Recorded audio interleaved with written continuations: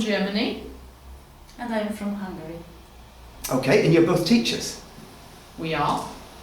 Okay. Would you like to say whom you teach? Well, I teach students at a vocational college in Germany. Yes, and I teach in Budapest, in a secondary grammar school, and I teach English as well as French. How many dyslexic students do you have? We do not count them, so actually I don't know. I don't know exactly, but usually there is one or there are two, so one to three maybe in one classroom. And how large are the classrooms? The classrooms are, but the groups are 18 usually, 18 people, 18 students. Yeah, our groups are very different. So we sometimes have only 12 or 15 or 18 students. Sometimes we also have 30 students. So it's very, very different. And do you have special arrangements for teaching people with neurodiversity? Arrangements, no. There are rules for tests and exams, which at vocational college are not obligatory.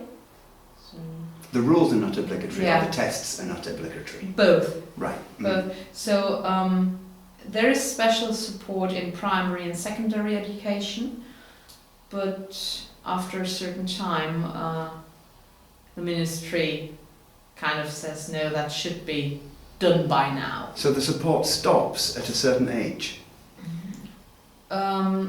The obligatory school support, as far as I know, Yeah. stops at that time. They can still get support by a psychologist or other professionals, but the fact that when I have a test in class, there is more time for those people, etc. It's not obligatory by then. It can be adapted to a vocational college, which we try to do as often as possible, but yeah. Mm-hmm. Yes, this extra time thing, this is we have as well. Yeah. So, but they have to have a document about it. So there is an official process for this diagnosis, Mhm. if I can say it like this. And then this document is made official, and in this case, an extra time is provided for those students who have And dyslexia. what's the process to go through to get this documentation? Well, actually, this is something I don't know exactly. Okay. Mhm. So this arrives only at the very last moment to me, Mhm. and then I know. So the teacher, the head of the class, says that, well, this student needs more time, and it comes professional as well. And as teachers, do you get given any training yourselves in understanding dyslexia? Yes and no. There is a law, I have to go for courses, etc. Mhm. But it's not obligatory that I have to do dyslexia courses. So it can be any kind of course. I could do autism, I could do dyslexia, I could do cooperative learning, I could do, choose your topic. Yeah. As long as it has something to do with what I do. Mhm. And well, we didn't learn anything about it at university, but now there is more and more interest. Yeah. And for example, I have a colleague who went for an Erasmus-supported course to England to learn about it and how to deal with it. well, And actually, he's a literature and grammar teacher, so he's not an English teacher. I think I'm a bit younger than you. So in Germany at universities, it is taught now for some years. Probably it's the same Yes. in Hungary. Mhm. So teachers are taught during their studies. Mhm. But if they are just a bit older, I don't want to consider you old, you know.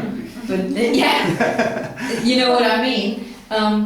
So then they don't know too much about dyslexia and they're not trained. And also the final exams for apprenticeships are not done by the schools, but by the Chamber of Commerce, which is independent from schools in Germany.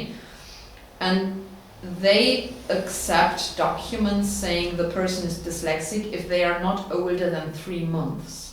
And it is pretty difficult to have an appointment at a psychologist when you are at school and working, and you need to have that document, and appointments at psychologists are pretty full, so the timetables are full, you cannot get an appointment very easily. So. And if the document has to be not older than 3 months, it is very difficult. And I know students who say, oh, that's just too much work to do just to get that certificate. I don't do that, I try the exam without any special time or reading or helping. Is there any stigma in your cultures about being dyslexic? Is it considered a negative thing, or is it free from stigma? I wouldn't say it's a stigma. It's not negative. The problem sometimes the problem is that parents think, oh, my child is dyslexic, so he or she is unable to learn reading properly, so we shouldn't even try, and they deny support. And then the child develops a stigma, him or herself, saying, oh, I'm unable to do that, and that leads to less consciousness. Yeah, but this is somehow an excuse for not doing things. So there are two sides. From one side, teachers understand that this is more difficult for a child to do that, but on the other side, the child sometimes, well, I have got a specific student who does that, uses as an excuse that, well, I am not able to do that. Yeah. Or I cannot do this because I am dyslexic. And for when the teachers speak about these students, you say, well, you know, the handwriting of which the handwriting is not legible. How to say that? Legible. Yeah. And how do other children react to those children? For them, that's no problem at all. If it is a nice child, they like.